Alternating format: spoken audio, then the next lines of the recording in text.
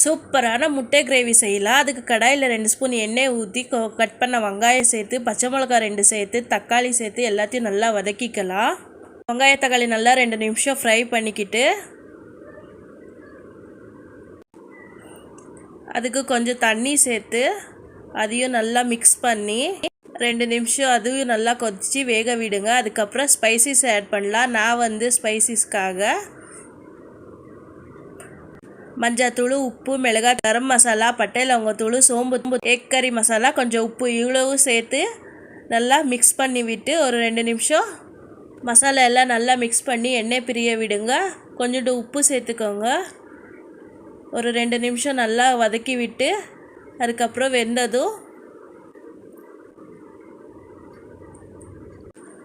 இப்போ எண்ணெய் பிரிஞ்சு வந்ததும் நம்ம கொஞ்சோண்டு கொத்தமல்லி ஆட் பண்ணி மிக்ஸ் பண்ணி விட்டு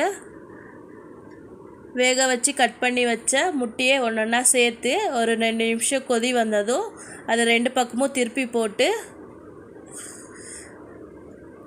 மசாலா எல்லாம் நல்லா முட்டைக்குள்ளே இருக்கிற மாதிரி கலந்து விட்டு நல்லா ஒரு 2 நிமிஷம் விட்டதும் இறக்கி சூடாக தோசை, இட்லி, சப்பாத்திக்கு சர்வ் பண்ணலாம். சாத்து கூட வச்சு சாப்பிட்லாம்.